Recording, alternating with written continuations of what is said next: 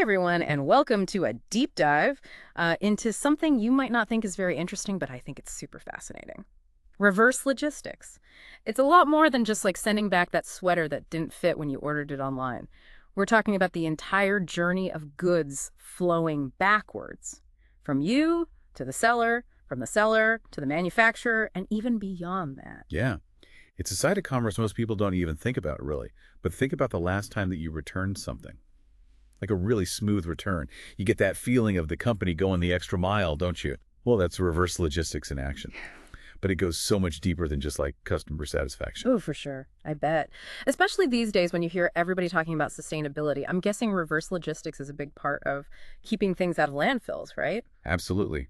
Reverse logistics is key to the whole idea of a circular economy where resources are constantly being reused and repurposed. Think about it.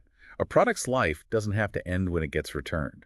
It can be repaired or refurbished or even broken down for parts. So we're talking about giving products multiple lives. That's really cool.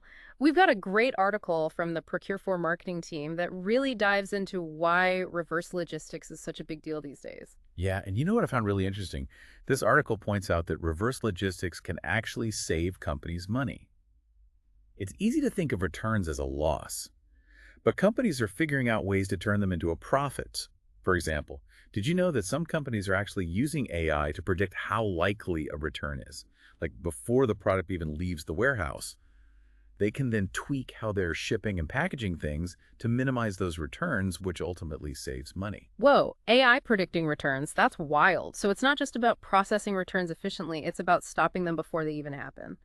The article also mentioned something about how regulations are pushing companies to get better at this stuff too. What's that about? Well, regulations are getting stricter, especially when it comes to sustainability. Companies are being held accountable for the whole life cycle of their products now, including what happens at the end of the product's life. This is pushing them to embrace more sustainable practices like recycling and remanufacturing. And reverse logistics is at the heart of it all. Yeah, that makes sense. Okay, so we've talked about why reverse logistics is such a big deal. Let's break down what actually happens when a product takes this reverse journey. The article mentioned a few key processes. The first one is, of course, returns management. It's the most visible part of reverse logistics for us as consumers. But behind the scenes, there's a whole intricate system for receiving, inspecting, and sorting returned items. So it's more than just like tossing everything back on the shelf. Way more. Each item needs to be assessed. Is it damaged? Is it still under warranty? Can it be resold? The item might go back in inventory, or it might get sent for repair, or maybe even slated for recycling or disposal. And this is where technology is becoming more and more important. Yeah, I bet. I'm picturing like those high-tech sorting systems they have in warehouses, like something straight out of a sci-fi movie. It's pretty impressive. Companies are using some seriously advanced tracking software to make sure that every return is accounted for and processed efficiently. This not only speeds up the return process for us customers, but it also gives them valuable data they can use to identify trends and improve their operations. For example, let's say a company notices a lot of returns for a particular product. They can use that data to figure out why. Is there a problem with the design? Is the packaging not good enough? Are customers misunderstanding the product description? That's really fascinating. So it's kind of like a feedback loop. Returns actually help companies make their products and processes better. But what about recycling and reuse? Where did those fit in? This is where things get really interesting. Companies are finding super creative ways to avoid sending products to the landfill. They're partnering with recycling facilities to pull out valuable materials. And some are even figuring out ways to make totally new products from recycled components. Wait, so my old phone could end up as something completely different. That's pretty cool. It is, and it goes back to that circular economy we talked about earlier. It's all about keeping materials in circulation for as long as possible. And then there's remanufacturing and refurbishing, which give products a whole second life. Okay, so what's the difference between those two? Well, remanufacturing is kind of like giving a product a complete overhaul. It's taken apart and worn out components are replaced with new ones. And it's basically rebuilt to be like new. Refurbishing is more like a cosmetic makeover. It might involve cleaning or repairing minor damage and replacing some parts. But the core of the product stays the same. So refurbished items are more like gently used, and remanufactured products are basically brand new. That's a great way to put it. Hmm. And both options are becoming more and more popular with consumers. It's a more affordable way to get high-quality products while also helping the environment. It's a win-win. I love that. It seems like reverse logistics is full of these win-win situations, but I imagine it's not all smooth sailing, right? There must be some challenges that companies face in making all of this work. What are some of the hurdles they need to overcome? You're right. Despite all the benefits, reverse logistics can be tricky to get right. It requires a whole different mindset and a whole set of skills compared to the traditional supply chain. Um, yeah, it's a whole different ballgame. Okay, so reverse logistics sounds amazing. Good for the planet, good for customers, good for business. Okay. But I have a feeling there's a but coming. Yeah, there is a but. Yeah. Like anything in business, there are always challenges. One of the biggest is just how complex reverse logistics can be.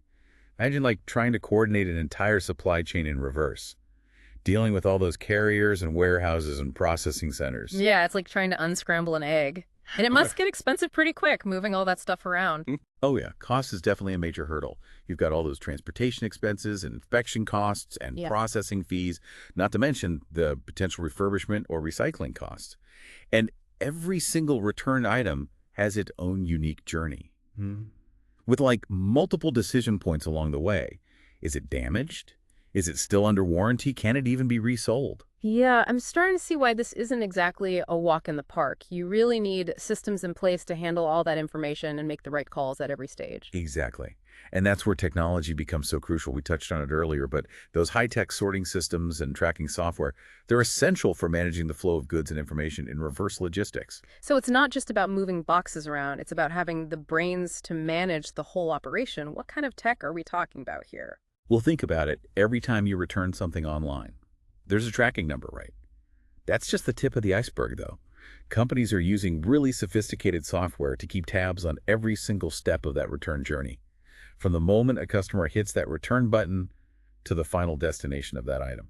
Okay, so we've got the physical movement part covered, but I'm guessing there's more to it than just knowing where a package is at any given time, right? Oh yeah, you're right.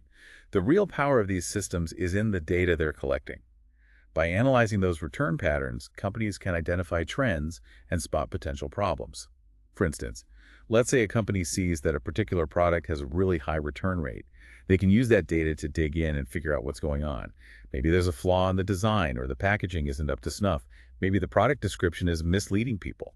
Wow, so returns can actually be a valuable source of information for companies. It's like a feedback loop that helps them improve their products and how they do things. But even with all this fancy technology, you still need people to run the show, right? Of course, even the most cutting-edge technology is only as good as the folks using it. Reverse logistics requires a pretty specialized skill set. Employees need to be able to handle returns quickly and accurately assess the condition of items, and then make smart decisions about how to deal with them. So it's not just about having robots running around in a warehouse. You need skilled people to make the whole system work. Exactly. And you need a company culture that values continuous improvement. Reverse logistics is always changing, and companies need to be ready to adapt and try new technologies and learn from their mistakes. Makes sense. It's like a never-ending puzzle trying to figure out how to make the process better and more efficient. Yeah, And it's not just about what's going on inside the company either, right? You also have to think about things like regulations and what your customers are expecting. you're hitting all the key points there. The legal and regulatory landscape is definitely something to consider in reverse logistics. You can't just be tossing stuff in the trash, especially if it's got hazardous materials or sensitive information. Right. There are rules about how to handle and get rid of different types of products. Exactly. Companies need to be on top of all those regulations, from local waste disposal rules to international treaties on hazardous materials. Because if they don't follow the rules, they can face some serious fines and really hurt their reputation. So it's not just about doing things efficiently, it's about being a responsible company. Absolutely. And then there's the customer-facing side of things. Customers want a smooth and transparent return experience, and they want to know the companies are handling their returns in a responsible way. Well, that's so true. I know I get frustrated when a return process is super complicated or takes forever, and I definitely appreciate it when companies are upfront about how they're being sustainable. Transparency is key. Hmm. Customers want to know what's happening to their stuff when they return it. Is it being resold? Is it recycled? Is it donated? Companies that are open about what they're doing and communicate clearly with their customers, well, they're building trust and loyalty. It sounds like reverse logistics is this crazy, complicated web of operational challenges and regulatory hurdles and customer expectations. It is. But like we'll explore in the next part of our deep dive, These challenges also create some amazing opportunities for companies to innovate and set themselves apart from the competition and create a more sustainable future. Welcome back to our deep dive into reverse logistics. We've covered a lot of ground so far, from the basics to the complexities and the challenges. It's clear this isn't just about like sending stuff back. It's a whole intricate system with big implications for, businesses and customers and the planet. Exactly. And, while we've been focusing on the challenges, this last part is all about turning those challenges into opportunities. Because reverse logistics, when it's done well, can be a real game changer for companies. Okay, I like that. I'm ready for some optimism.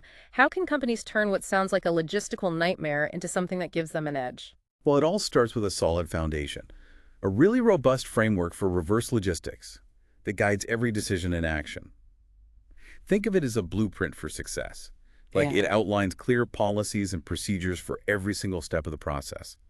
But it's not about having like rigid rules. It needs to be flexible enough to adapt to the ever-changing landscape of products, return volumes and those pesky regulations we talked about. So it's kind of like a living document, Yep. constantly being updated and refined. What are some of the key things that make up this framework? One crucial element is having clear guidelines for how returns are initiated and processed. So this includes everything from the info customers need to provide to the different return options available, like drop-off locations or prepaid shipping labels. Makes sense. The easier you make it for customers to return things, the happier they'll be. Absolutely. But the framework also needs to address what happens after a product is returned. How are those items inspected and sorted? What are the criteria for deciding if something could be resold or repaired or recycled or disposed of? Right, because not everything that's returned is damaged or defective, right? Exactly. Sometimes it's just a matter of fit or preference.